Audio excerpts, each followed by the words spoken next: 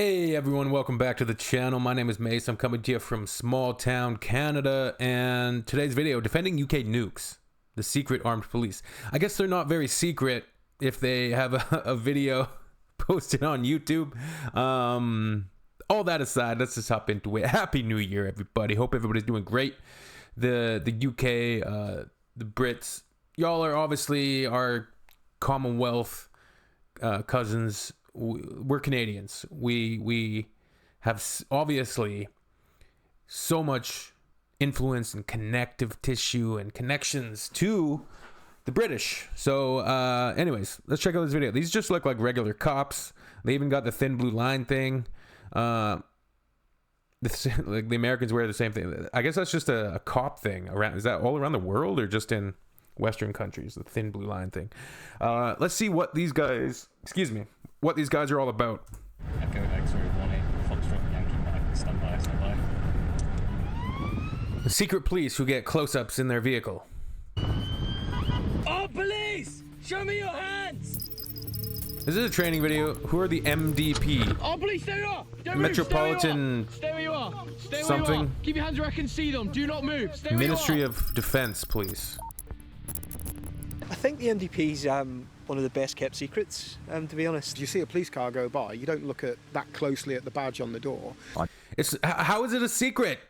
It's more like a lesser known police force. Don't think it's widely understood what the force actually does and what capabilities it has. Put your hands on your head and lock your fingers. The Ministry of Defence Police, or MDP, are a unique civilian police force, providing policing and protection for people, key sites and assets for the MOD. The force consists of around 3,000 officers spread across the country, protecting everything defence-related, from married quarters to nuclear submarines.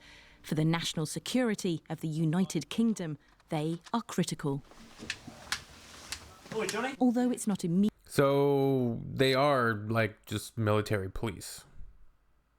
I think in Canada we would call them MPs, but I don't know if there's something more specific, a Canadian organization that would be more specific or adjacent to these guys. I will put in that I did work for the police here in Canada. I was a police 911 operator and dispatcher for about 2 years, and very interesting job. I give a lot of credit to people that work in emergency services because they have a very, very, very difficult job. So all the power to them. I just wish, they weren't all the time so heavily criticized. And I do think that they could self-police a little bit better, get rid of the bad cops. But sorry for my aside there. Immediately obvious that these are not the regular police. There's one key difference. The MDP carry firearms.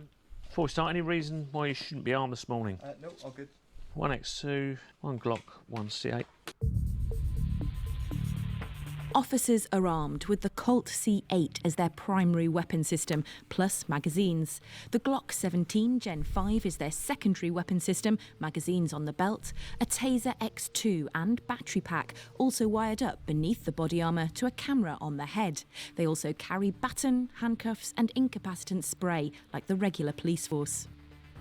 All armed officers carry an array of equipment which provides them with various options from their voice and their own demeanour and their way of negotiating with a person. That's one way of diffusing a situation, right up to the other end of the scale, which is the recourse to lethal force. Stay where you are. Police officer, a taser! You've got 50,000 volts pointing right at you. You've got 2 red dots on your chest. Look at them now. Do not make any sudden movement. Okay, mate. Look at your chest, see the 2 red dots. We're civilian police officers, we're not above the law.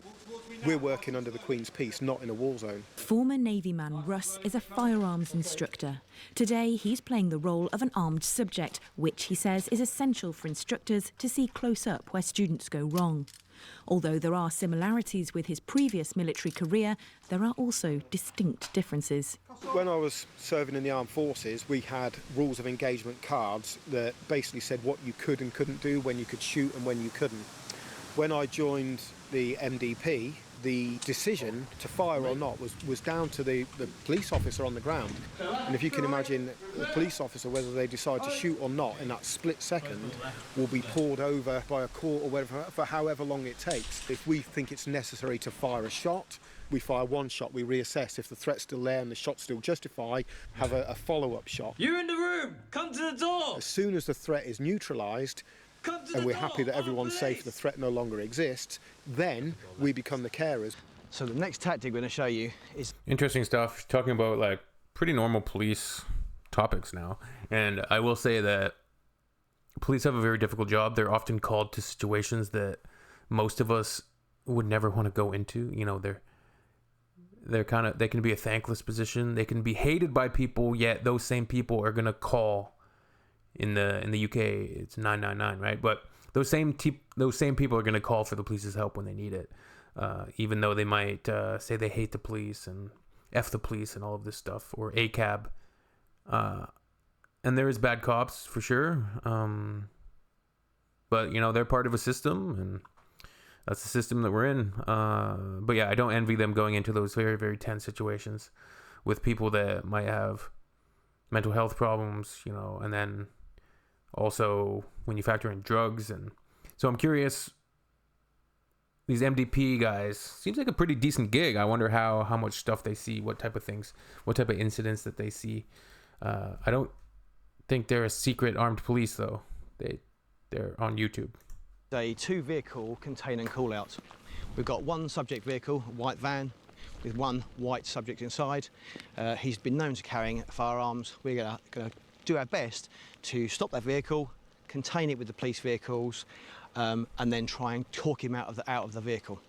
What's actually going to happen, he's a very, very angry white male in that van. He's going to get out, point a gun at our subject, our officers, and they are going to hopefully use some form of force to stop that. If it all goes correctly, this should be a shoot scenario, and then we'll go on to a bit of first aid afterwards. Oh, police, show me your hand! Back off! Back off! Shots fired! Shots fired! Okay, what we got on that one? Yeah, got gunshot wounds to the upper chest. We get an ambulance coming. If we turn up and we use excess force, we fall sort of one side. If we don't use enough force and somebody gets shot or seriously injured, then we'll be criticised either way. So we really do walk that knife edge.